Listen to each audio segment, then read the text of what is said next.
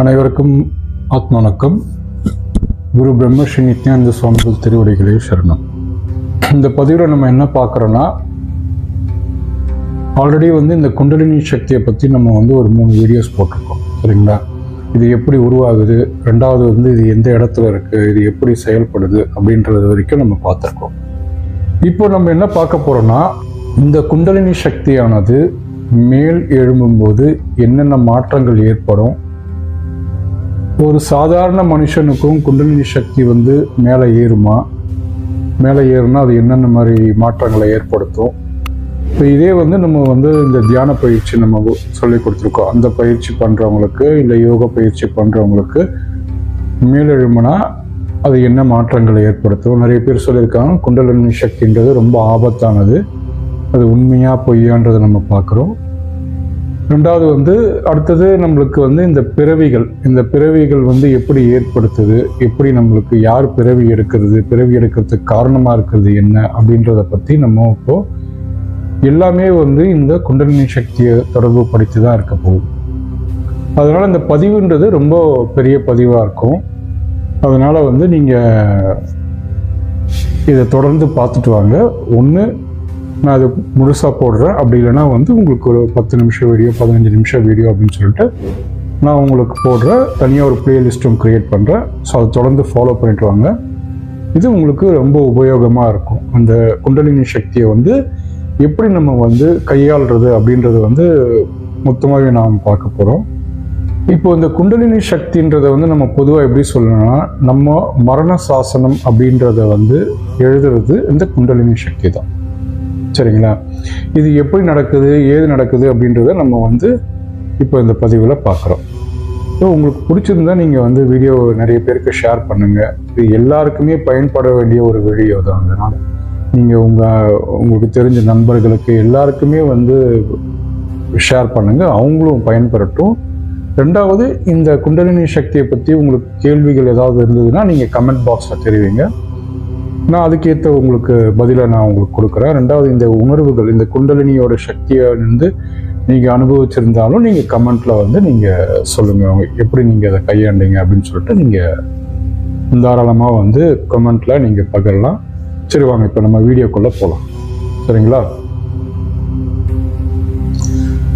முதல்ல இந்த குண்டலினி சக்தியானது சாதாரண ஒரு மனிதனாக இருக்கும்போது இது என்னென்ன பண்ணோம் அப்படின்றத நம்ம பார்க்குறோம், சரிங்களா? இப்போ ஒரு மனுஷனுக்கு பிறவி எடுக்கிறதுக்கு முக்கிய காரணமாக இருக்கிறது இந்த குண்டலினி சக்தி தான். இப்போ நம்ம உடம்புல இயக்கத்துக்கு முக்கிய காரணமாக இருக்கிறதுனா இந்த அகாரம், உகாரம், மகாரம் அப்படின்னு சொல்லிட்டு சொல்கிறோம். நம்ம இந்த அகாரம்ன்றது என்ன பண்ணுதுன்னா, நம்ம குழந்தையா பிறக்கும்போது இந்த அகாரம்ன்றது உச்சந்தலையில் போய் உங்களுக்கு ஸ்டோர் ஆகிடும். இந்த உகாரம்ன்றது உங்கள் நெஞ்சு கூடு இருக்கு பார்த்தீங்களா, அந்த இடத்துல போய் அது அமர்ந்துடும். இந்த மகாரம்ன்றது உங்களோட இடுப்பு பகுதியை போய் பிடிச்சிக்கும், சரிங்களா? இப்போ இந்த 3 சேர்ந்து தான் இந்த மனித இயக்கமே மொத்தமாக நடைபெறுது. ஸோ இப்போ உதாரணத்துக்கு இந்த மகாரம் எடுத்துக்கலாம். இந்த மகாரம்ன்றது இடுப்பு பகுதியில் போய் பிடிச்சிக்குது. இப்போ நம்ம பண்ற வினை பயன்கள் எல்லாமே இந்த மகாரத்தில் தான் போய் இருக்கும். நம்ம செய்யற தவறுகளா இருக்கட்டும், தெரிஞ்சு செஞ்ச தப்பா இருக்கட்டும், இல்லை தெரியாம செஞ்ச தப்பா இருக்கட்டும், எல்லா தவறுகளுமே இந்த மகாரத்தில் தான் ஒரு ஸ்டோரேஜ் மாதிரி ஸ்டோர் ஆகிருக்கும், சரிங்களா? நீங்க எத்தனை பிறவி எடுத்தாலும் இந்த மகாரத்தில் இருக்கிற ஸ்டோரேஜ் அப்படியே தான் இருக்கும். நம்ம எந்த பொருள் மீது பற்று அதிகமாக வச்சிருக்கிறோம், ஆசைகள் எது மீது அதிகமாக செலுத்துகிறோம் அப்படின்றது எல்லாமே அந்த ஸ்டோரேஜில் தான் உங்களுக்கு இருக்கும். ஸோ இது என்ன பண்ணுன்னா இந்த மகாரம்ன்றது ஒரு நார்மல் பர்சன் இருக்காங்க அப்படின்னா அவங்களுக்கு 2 விதமாக அவங்களுக்கு இந்த குண்டலினி சக்தியானது மேலிடும், சரிங்களா? ஒன்று, ஒருத்தர் இறந்துட்டார். இறந்துட்ட உடனே என்ன பண்ணும், இந்த மகாரம், உகாரம், அகாரம் எல்லாமே ஒன்று சேரும். அப்போ அந்த ஒன்று சேரும்போது என்ன இருக்கும், இந்த மகாரத்தில் இருக்கிற அந்த ஸ்டோரேஜ், அந்த ஆசைகள், நிறைவேறாத ஆசைகள், எண்ணங்கள், இது எல்லாமே அந்த ஸ்டோரேஜில் இருக்கும். அப்போ அந்த ஸ்டோரேஜுக்குள்ளே என்ன நடக்கும்னா இப்போ இந்த ஆசைகள்லாம் இருக்கு, இதெல்லாம் நம்ம இப்போ நிறைவேற்ற போறோம். முதல்ல ஒருத்தர் இறந்தவொடனே என்ன பண்ணுவார்னா, சாதாரண ஒரு மனுஷன் இறக்குறாங்கன்னா அவங்க என்ன பண்ணுவாங்க, முதல்ல வந்து ஒரு இருட்டான ஒரு உலகத்துக்குள்ள அவங்க போவாங்க. அந்த இருட்டு வந்து அவங்கள ரொம்ப அதிகமாக பயமுறுத்துகிற ஒரு தன்மையாக இருக்கும். ஏன் அதிகமாக பயமுறுத்துகிற தன்மையாக இருக்கும்னா, இத்தனை நாள் வரைக்கும் அவங்க என்ன பண்ணிட்டு இருந்தாங்கன்னா, தான் இந்த உலகத்தை வந்து படைக்கப்பட்ட பொருள்கள் எல்லாமே வந்து நம்மளுக்கு, இந்த உலகத்தில் இருக்கிறது எல்லாமே நம்மளுக்காக தான் படைக்கப்பட்டது, நாம் தான் நம்ம வந்து குடும்பத்தை காப்பாற்றிட்டு இருக்கோம் அப்படின்ற, நம்ம இல்லைன்னா நம்ம என்ன ஆகிறது அப்படின்ற ஒரு உணர்வு வரும்போது அங்கே நம்மளுக்கு வந்து இந்த பய உணர்வுன்றது அதிகமாக ஏற்படும். அப்போ அந்த பய உணர்வு அதிகமாக ஏற்படும் போது என்ன பண்ணுறோம், நம்ம வந்து தனித்து விடப்படுவோம். அப்போ அந்த தனித்து விடப்படும் போது அது இன்னும் நம்மளுக்கு பயத்தை வந்து அதிகப்படுத்தும். அப்போ நம்ம என்ன பண்ணுறோம்னா, இந்த குண்டலினி சக்தியானது வந்து என்ன செய்யும், இப்போ நீ இந்த மாதிரி பாவங்கள், இந்த மாதிரி நிறைவேறாத ஆசைகள்லாம் நீ வச்சிருக்கே, இதெல்லாம் நம்ம என்ன பண்ணுறது அப்படின்னும் போது, அப்போ அதை அனுபவிச்சு தீர்றதுக்காக நம்ம என்ன பண்ணுறோம், அந்த ஒரு இருட்டில் இருந்து நம்ம தனிமைப்படுத்துதல இருந்து நம்ம வெளியே வரணுன்றதுக்காக நம்ம வந்து நாமளே நம்ம பிறவியை வந்து தேர்ந்தெடுத்துக்கணும். இது வேற யாரும் தேர்ந்தெடுக்கிறது கிடையாது. சரிங்களா? இது வந்து ஒருத்தர் வந்து மரணம் ஏற்படும் போது அந்த குண்டலினி சக்தியோட நிலை வந்து இப்படி இருக்கும். இப்போ இதே வந்து ஒருத்தர் உயிரோடு இருக்கும் போதே வந்து நார்மலா இருக்காரு, நான் ஒரு நார்மல் சாதாரண மனுஷன் இருக்காருன்னா, அவருக்கு அந்த குண்டலினி சக்தியானது எப்படி எழுன்னா, ரொம்ப அதீதமாக வந்து எதன் மேலேயாவது பற்று வச்சிருக்கிறது, இல்லை ரொம்ப அதீதமாக வந்து மன அழுத்தத்தில் இருக்கும்போது இது என்ன ஆகும், இந்த குண்டலினி சக்தியானது மேலெழும்ப ஆரம்பிக்கும். அப்போ நீங்க எது மேல பற்றோ இல்லை அழுத்தம் இருக்குதோ அப்போ என்ன ஆகும், அதை பத்தின அந்த இயக்கங்களை வந்து உங்களுக்கு அந்த உணர்வுகளை கொடுத்துக்கிட்டே இருக்கும். இப்போ உதாரணத்துக்கு நம்ம பார்க்கலாம். இப்போ நம்ம நிறைய விஷயம் நம்ம கேள்விப்பட்டிருப்போம், இந்த சாமி ஆடுறதை பற்றி நம்ம கேள்விப்பட்டிருப்போம். ரெண்டாவது வந்து யாரோ ஒருத்தங்க இருக்காங்க, அவங்க மனசுக்குள்ளேயோ இல்லை வந்து அவங்க உடலுக்குள்ளேயோ வேற யாரோ ஒருத்தர் வந்து குடியிருக்கிற மாதிரி இருக்கும். சரிங்களா? இந்த மாதிரி உணர்வுகளாக நம்ம அதிகமாக கேள்விப்பட்டிருப்போம். இது எல்லாமே வந்து இந்த 99% இந்த குண்டலினி செயல்பாடுகள் தான் இது இருக்கும். இப்போ உதாரணத்துக்கு ஒரு ஆணும் பெண்ணும் வந்து காதலிக்கிறாங்க, அந்த காதலன் வந்து ஏதோ ஒரு விபத்திலேயே இறந்துடுறாங்க. இவங்க 2 பேருக்குள்ள ஒரு நல்ல ஒரு அண்டர்ஸ்டாண்டிங் இருந்திருக்கு, இவங்க ரொம்ப அன்பு செலுத்தியிருக்காங்க. அப்படின்னும் போது அந்த பிரிவுன்றது இவங்களை வந்து மன அழுத்தத்துக்குள்ள எடுத்துட்டு போகும்போது என்ன ஆகும்னா, அப்போ அந்த காதலன் மீது இவங்க வச்சிருக்கிற அந்த பற்று, இந்த குண்டலினி சக்தியானது அந்த காதலனாவே மாறி அவங்க உடம்புக்குள்ளே இருந்தே அவங்களை இயக்க ஆரம்பிக்கும். இதனாலதான் சில பேர் என்ன பண்ணுவாங்க, இந்த பேய் பிடிச்சிருச்சு, இல்லை என்ன இந்த செத்து போனவங்க யார் இருக்காங்களோ அந்த காதலனோட குரல் வந்து எனக்கு கேட்குது, எனக்குள்ள இருந்து பேசுற மாதிரி இருக்கு, இதெல்லாம் நடக்குது, எனக்கு இந்த மாதிரி செய்ய சொல்லுது அப்படின்ற மாதிரி அவங்களுக்குள்ள அந்த மனப்பிழற்சின்றது ஏற்படும். ஸோ இதனால தான் இந்த குண்டலினி சக்தின்றது ரொம்ப ஆபத்தானது அப்படின்னு சொல்லிட்டு சொல்றாங்க. ஆனால் இது வந்து என்ன பண்ணணும் அப்படின்றத வந்து தியானம் செய்யறவங்களுக்கு, ரெண்டாவது வந்து இந்த யோக பயிற்சி பண்றவங்களுக்கு அதுக்கு ஒரு தனி வழிமுறைகள்லாம் இருக்கு. சரிங்களா? இப்போ இவ்வளோ ஆபத்தானதை நம்ம கடந்து போகணுமானா நிச்சயமாக நம்ம கடந்து தான் போகணும். இதை கடந்து போனாதான் நம்ம ஆன்மீகத்திலேயே முதல் நிலையை வந்து நம்மளால பார்க்க முடியும். இப்போ இது வரைக்கும் இந்த தியானமா இருக்கட்டும், யோக பயிற்சியா இருக்கட்டும், இது எல்லாமே வந்து நம்மளுக்கு என்ன பண்ணுதுன்னா, இந்த அகாரம் உகாரம் மகாரம்ன்றத ஒன்றிணைச்சு நீங்க விழிப்புணர்வோடு, அதாவது மரணத்துல இல்லாம மன அழுத்தத்துல இல்லாம நீங்க விழிப்புணர்வோடு இருக்கும்போது இந்த குண்டலினி சக்தி மேலே ஏறி அதோடைய அனுபவங்களை நீங்க பெறும்போது தான் இறைவன் ஒருத்தர் மேல வந்து நம்மளுக்கு இன்னும் அதிக நம்பிக்கையும், அப்போ அந்த இறைவனை அடையறதுக்கு உண்டான பாதையையும் நம்மளுக்கு வந்து இந்த குண்டலினி சக்தி தான் காமிச்சு கொடுக்கும். இதுதான் உண்மையான நிலை. சரிங்களா? ஸோ இப்படிதான் நம்மளுடைய குண்டலினி சக்தியானது ஒரு சாதாரண மனுஷனுக்கு அந்த மரண சாசனம் அப்படின்ற பிறப்பை வந்து அடிக்கடி கொடுத்துக்கிட்டு இருக்கிறது இந்த குண்டலினி சக்தியோட தான். சரிங்களா?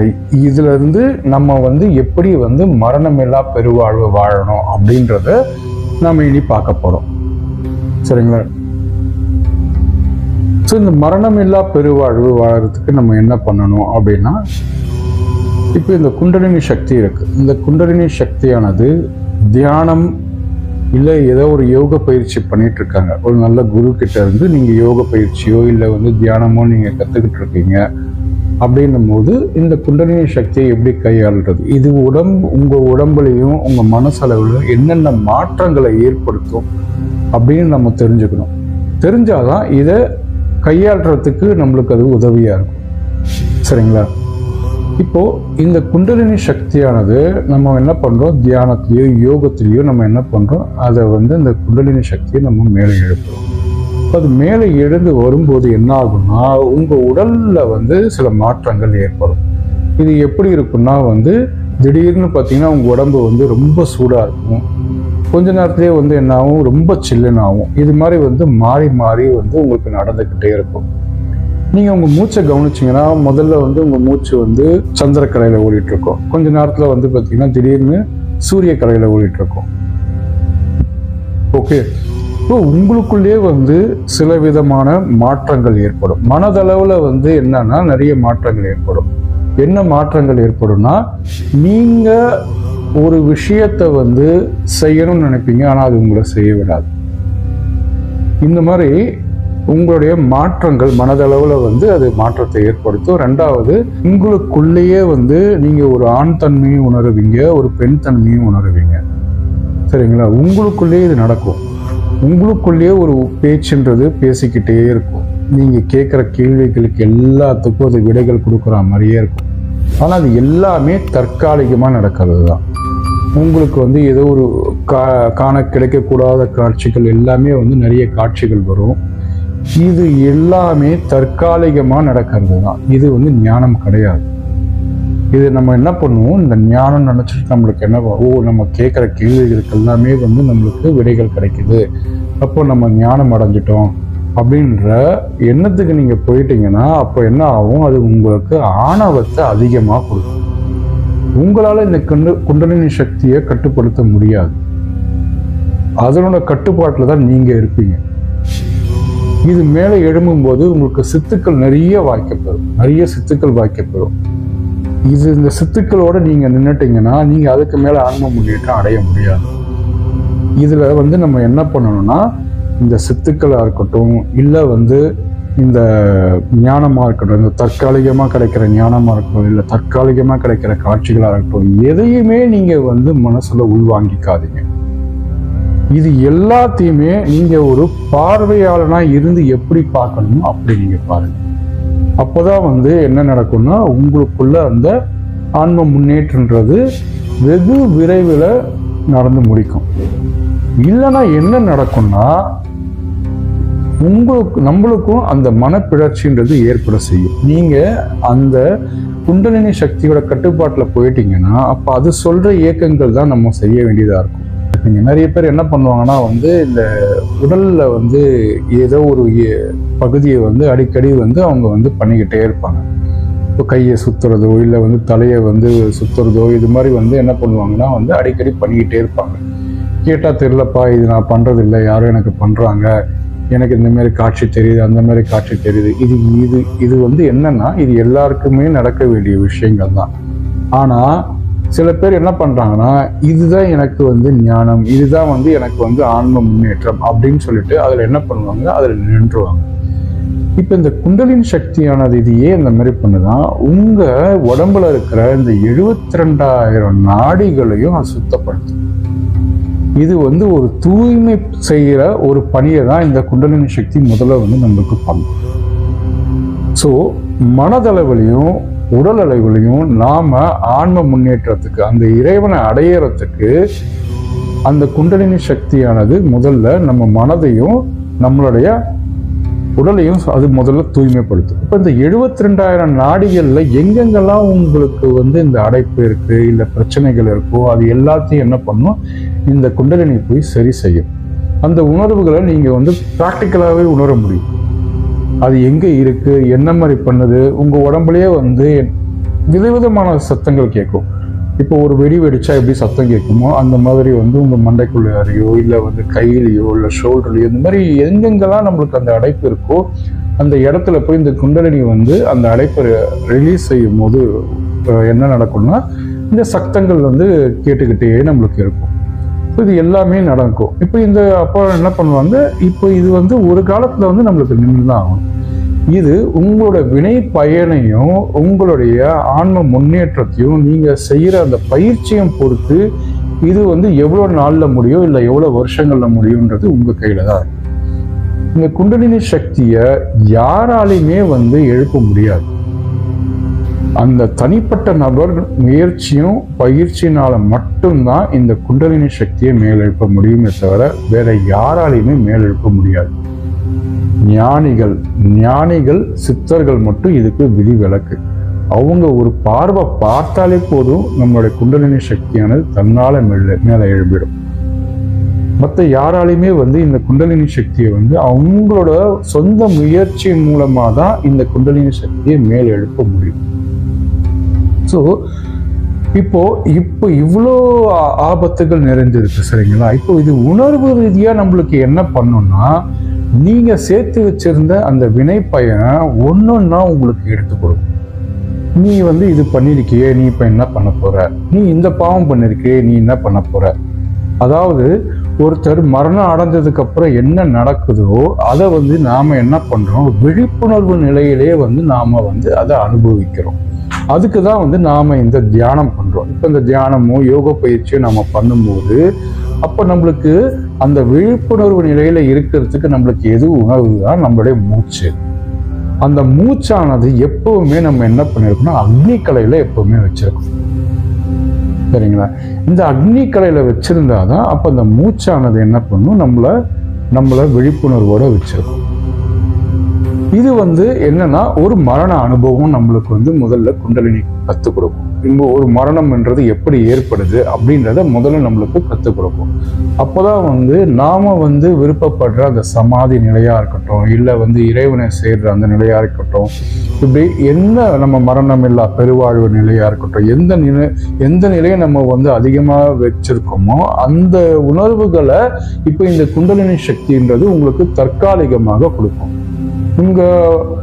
உங்களுக்கு பாத்தீங்கன்னா அதிகமான தூக்கம் வரும், ரொம்ப அதிகமான தூக்கம் வரும். உங்களால ஒரு இயக்கன்றதே உங்களுக்கு இல்லாம இருக்கும்.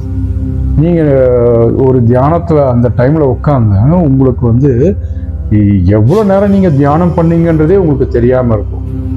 உங்களுக்கு காலன்றதே உங்களுக்கு அங்க இருக்கவே இருக்காது. நீங்க ஒரு விஷயம் யோசிச்சுக்கிட்டு இருப்பீங்க, ஆனா உங்களுக்கு 1 மணி நேரம் கடந்து போயிருக்கும். ஆனா அந்த விஷயத்தை பத்தி நீங்க எதுவும் ஒண்ணுமே முடிவு எடுத்திருக்க மாட்டீங்க. இந்த மாதிரி நம்மளுடைய உணர்வு நிலைகளா இருக்கட்டும், இல்ல விழிப்புணர்வு நிலையா இருக்கட்டும், இல்ல நம்மளுடைய உடல் மாற்றங்களா இருக்கணும், மனதளவுல மாற்றங்கள் ஏற்படும் போது நாம அதை பக்குவமா இருந்து கையாள கத்துக்கணும். இப்போ இதுக்கு முதல் படி நம்ம என்ன பண்ணணும்னா, நம்ம குரு கிட்ட, உங்க குரு யாரோ அந்த குரு கிட்ட முதல்ல நீங்க எனக்கு இந்த மாதிரி தோணுதுன்னு சொல்லிட்டு நீங்க தெரியப்படுத்தணும். அப்ப அந்த குரு உங்களுக்கு என்ன கத்துக் கொடுப்பாருன்னா, சரணாகதி எப்படி பண்ணணும், இறைவனிடமோ இல்ல உங்க சூட்சம குருவிடமோ எப்படி நீங்க சரணாகதி அடையணும் அப்படின்ற சூட்சமத்தை அவரு உணர்ந்திருந்தாருன்னா அவரு உங்களுக்கு கத்துக் கொடுப்பாரு. இப்ப இந்த சரணாகதி அடையும் போது என்ன ஆகும், நீங்க இத்தனை வருஷமா சேர்த்து வச்சிருந்த அந்த பற்று, அந்த ஆசைகள், இது எல்லாத்தையுமே நீங்க திறந்துடுவீங்க. நீங்க இதை திறக்கும் போது என்ன ஆகும்னா, நீங்க திரும்பி ஒரு பிறப்பே எடுத்தா மாதிரி உங்களுக்கு ஒரு உணர்வு ஏற்படும். இப்ப இந்த பிறப்புன்றது எப்படி இருக்கும்னா, இப்ப பிறந்த ஒரு குழந்தை எப்படி இருக்குமோ, ஒரு குழந்தை பிறந்ததுன்னா எப்படி இருக்கும், அதோடைய மன மாற்றம், அதோடைய மனசு எப்படி இருக்கும், அது மனம் இருக்குமா இல்லையான்றதே நம்மளுக்கு தெரியாது. அந்த ஒரு நிலைக்கு நீங்க போவீங்க. அப்போ அந்த நிலையில இருந்து நம்ம உணரும் போதுதான் நம்மளுக்கு இந்த இறைவன்றவர் எப்படி இருக்காங்க, அப்போ அந்த இறைநிலையை அடையறதுக்கு நாம என்ன பண்றோம் அப்படின்றதுதான் சிவவாக்கிய சித்தர் அழகா ஒரு பாட்டுல விளக்கியிருப்பார். மூலமாம் குளத்திலே முளைத்தெழுந்த கோரையை காலமே எழுந்திருந்து 4 கட்டு அரிப்பீரேல் பாலனாகி வாழலாம் பரபிரம்மம் ஆகலாம். அதாவது மூலமான குளத்திலே, மூலமான குளம்னா நம்ம குளம்ன்றது ஒரு தேங்கின இடம். அப்போ நம்ம என்ன பண்றோம், நம்மளுடைய ஆசையும் நம்மளுடைய வினை பயணங்களும் நம்ம எங்க தேக்கி வச்சிருக்கோம், நம்ம மூலாதாரத்தை நம்ம தேக்கி வச்சிருக்கோம். அதாவது மகாரம் அப்படின்ற அந்த ஒரு சூட்சம பொருளை நம்ம தேக்கி வச்சிருக்கோம். இப்போ இந்த தேக்கி வச்ச பொருளை நம்ம என்ன பண்றோம், நம்ம மூச்சு காற்று மூலியமா இதை அறிந்து நாம இது வரைக்கும் என்னென்ன பற்றுகள் வச்சிருக்கோம், என்னென்ன ஆசைகள் வச்சிருக்கோம் அப்படின்றத 4 கட்டு அறுத்துடும். டெய்லி 4 கட்டை இருக்கிறோம். அதாவது தினசரி நம்ம தியானமோ இல்லை யோக பயிற்சியோ செய்து அதை நம்ம அறிந்து அப்போ நம்ம இதெல்லாம் பிடிச்சி வச்சிருக்கோம் அப்படின்னு சொல்லிட்டு தினமும் நீங்க அறுக்க அறுக்க அறுக்க அறுக்க என்ன ஆகும், அப்போ நம்மளுடைய அந்த பிறவி பயன்ன்றது என்ன ஆகும், கொஞ்சம் கொஞ்சமா பிறவி வினை பயனா இருக்கட்டும், இது எல்லாமே என்ன ஆகும், கொஞ்சம் கொஞ்சமா நம்மளுக்கு கம்மியாகிட்டே வரும். இப்போ இது கம்மியாகி வந்த உடனே என்ன பண்ணும், அப்போ பாலனாகி வாழலாம். நான் சொன்ன மாதிரி பாலனாகி வாழலாம்னா நீங்க குழந்தையா மாற போறது கிடையாது. உங்க மனமானது குழந்தைக்கு எப்படி இருக்கோ அந்த நிலையை நீங்க உணர்வீர்கள். சரியா? 2வது பரபிரம்மம் ஆகலாம். பரபிரம்மம்னா நாமளே பிரம்மமா ஆகலாம். அப்ப இது என்ன பண்ணணும்னா, இப்ப இந்த குண்டலினி சக்தியை நாம என்ன பண்ணணும், நம்மளுடைய உச்சந்தலையில இருக்கிற ஆன்மாவோட சிவம் இந்த குண்டலினி சக்திய கையாள்ற ஒரே ஒரு ஆள் யாருன்னா அது இந்த சிவன் மட்டும்தான். ஸோ நம்மளுடைய மூலாதாரத்தில் இருக்கிற சக்தி என்ற அந்த ஒரு பொருளை நாம என்ன பண்றோம், நம்ம உச்சந்தலைக்கு ஏற்றி அங்க இருக்கிற சிவத்தோட நம்ம சேர்த்துக்கிறது தான் நம்மளுடைய இந்த மரணமில்லா பெருவாழ்வு அடையறதுக்கு உண்டான ஒரே வழி. இப்போ இது என்ன பண்ணும், உங்க உடலையும் உங்க மனதையும் இது தூய்மை பண்ணும். இப்போ இந்த தூய்மை பண்றத நீங்க எந்த அளவுக்கு உங்களுடைய பயிற்சியும் முயற்சியும் பண்றீங்களோ அப்போ அது உங்களுக்கு துரிதமா நடக்கும். சில பேர்லாம் என்ன நம்பியே என்ன பண்ணுவாங்க, அதுலயே இருந்துருவாங்க. இதுக்கு நம்மளுக்கு ஞானம் கிடைச்சிருச்சுன்னு சொல்லிட்டு அதுலயே இருந்தாங்கன்னா அப்ப அவங்களுக்கு என்ன நடக்கும்னா, அந்த தூய்மைன்ற ஒரு விஷயம் நடந்துகிட்டே தான் இருக்கும், மாறவே மாறாது. நீங்க 12 வருஷம் இல்லை, 20 வருஷம் இல்லை, 30 வருஷம் இருந்தாலும் இந்த தூய்மைன்றது நடந்துகிட்டே தான் இருக்கும். ஸோ இது நம்ம கையாள கத்துக்கிட்டோம்னா எவ்வளவு சீக்கிரமா நம்ம அதுல இருந்து வெளியே வரணுமோ அவ்வளவு சீக்கிரம் நம்ம அதுல இருந்து வெளியே வர முடியும். வெளியே வந்ததுக்கு அப்புறம் நாம இப்போ இத்தனை நாள் பண்ண பாவத்தை என்னென்னலாம் பண்ணி வச்சிருக்கோமோ அதெல்லாம் திரும்பி பண்ணாம இருக்கணும். இப்ப திரும்பி பண்ணாம இருக்கிறதுக்காக தான் நாம திருப்பியும் ஒரு உணர்வு நிலையிலேயே இருந்து நாம ஒரு விழிப்புணர்வு நிலையிலே இருந்து நாம இன்னொரு பிறவி எடுக்கணும். அந்த பிறவியில நாம என்ன பண்ணணும், அந்த நம்மளுடைய எண்ணங்களா இருக்கட்டும் இல்லை மனசையா இருக்கட்டும், நாம அந்த இறைவன் மேல அதீத பக்தியோடையும் அதீத சிரத்தையோடையும் நம்ம செலுத்தும் போது நம்மளுக்கு இந்த மரணம் இல்லா பெருவாழ்வுன்றது அடைய முடியும். ஆனால் இது சாதாரண விஷயம் கிடையாது. பயிற்சிகள் நம்ம செஞ்சுக்கிட்டே தான் இருக்கணும். ஏன்னா நம்ம இந்த உலக வாழ்க்கையில இருக்கிறதுனால நாம அந்த வாழ்க்கையும் பார்த்துக்கிட்டு இப்போ இதையும் பண்ணிக்கிட்டு நம்ம இருக்கும்போது நம்மளுக்கு வினைப்பயன் கொஞ்சம் கொஞ்சமா சேர்ந்துக்கிட்டே தான் இருக்கும். நீங்க இதை பத்தி எதுவும் கவலைப்படாம உங்க குரு சொல்லி கொடுத்த அந்த சரணாகதி மூலயமா நீங்க அடைஞ்சிட்டீங்கன்னா அப்ப என்ன ஆகும், நீங்க சேர்க்கிற வினைப்பயன்கள் அப்பப்போ உங்களுக்கு கழிஞ்சுக்கிட்டே இருக்கும். இப்போ உங்களுக்குன்னு ஒரு நேரம் வரும்போது அப்போ இந்த குண்டலினி சக்தியை நீங்க எப்படி உபயோகப்படுத்தி நீங்க அதை உச்சந்தலைக்கு ஏற்றி அதை என்ன செய்யணுமோ அந்த சூட்சமத்தை உங்களுக்கு அதை கற்றுக் கொடுக்கும். அது வரைக்கும் நீங்க பொறுமையா இருந்துதான் நீங்க இதை அனுபவிக்கணும். ஆமாம், குண்டலினி சக்தின்றது ஆபத்தானது தான். ஆனா அது யாருக்கு ஆபத்தானதுன்னா, பயிற்சியும் இந்த யோக பயிற்சியும் இந்த ஞான பயிற்சியும் சரியாக செய்யாதவங்களுக்கு இது ஒரு ஆபத்தான பொருள் தான். இது நம்மளை பைத்தியமே ஆக்கிற சக்தி இந்த குண்டலினி சக்திக்கு இருக்கு. அதனாலதான் அதை அவ்வளவு எளிதா நம்ம எங்கேயும் போய் கத்துக்கிறதோ இல்லை இதுக்காக நீங்க பாக்குற மாதிரி தரையில உட்கார்ந்து சில என்ன பண்ணுவாங்க, குதிச்சுக்கிட்டே இருப்பாங்க, திடீர்னு என்ன பண்ணுவாங்க, திடீர்னு கையை ஆட்டிக்கிட்டே இருப்பாங்க. இது எல்லாமே பாத்தீங்கன்னா அவங்களுடைய மனநிலை தான். இது எதுவுமே குண்டலினி சக்தின்றது கிடையாது. குண்டலினி சக்தின்றது நம்மளுடைய உணர்வு நிலைகள்லையும் சரி, உடல் அளவிலும் மனதளவிலும் ஏற்படக்கூடிய மாற்றங்கள் தான் குண்டலினி சக்தி. சரிங்களா? எங்கேயும் போய் காசு கொடுத்து ஏமாறாதீங்க. நீங்க யோக பயிற்சி மூலியமா தான் இந்த குண்டலினி சக்தியை மேலெழுப்ப முடியும்.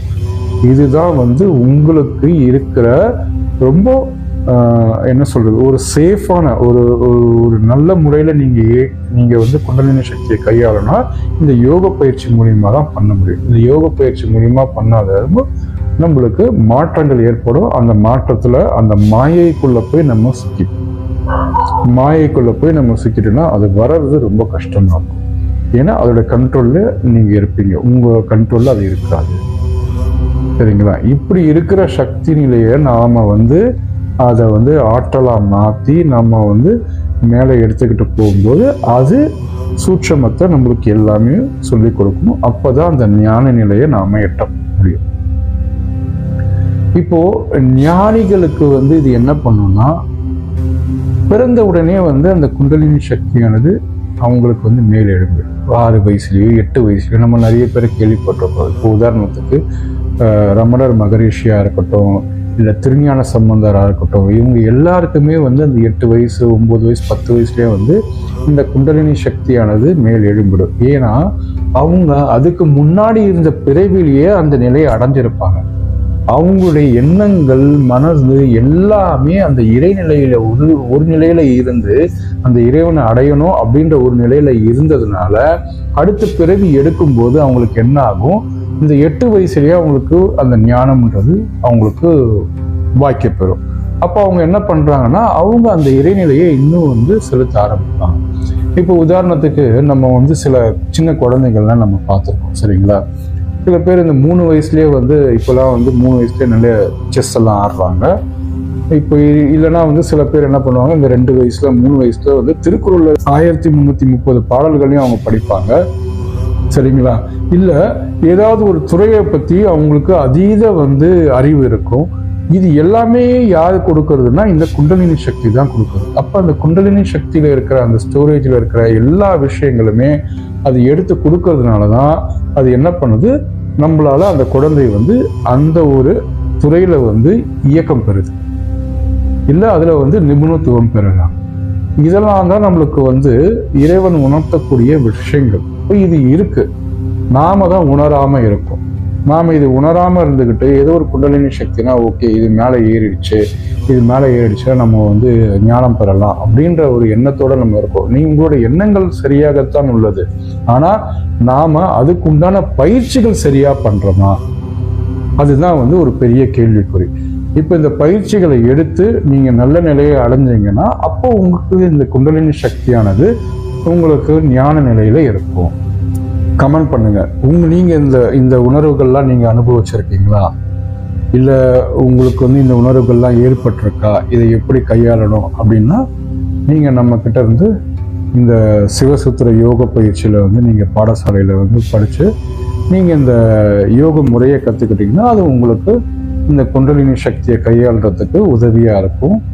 அதே நேரத்தில் நம்ம குருமார்களும் இருக்காங்க, இது எப்படி கையாளுறதுன்னு சொல்லிட்டு அவங்களுக்கும் நல்லா தெரிஞ்சிருக்கும். ஆனால் இது நீங்கள் நினைக்கிற மாதிரி பாடம் வாங்கினேன் நான் 1 மாசத்துல எனக்கு வருமா 2 மாசத்துல வருமா அப்படின்றது கேள்விக்குறிதான். நீங்கள் உங்களுடைய பொறுமையும் உங்களுடைய முயற்சியும் எப்படி இருக்கோ அதை பொறுத்து தான் இதோடைய நிலைன்றது அமையும். சரிங்களா? ஸோ அனைவருக்கும் வணக்கம், நன்றி. என் குருவுக்கு சமர்ப்பணம். அவர் இல்லாவிடில் தொலைந்திருப்பேன்.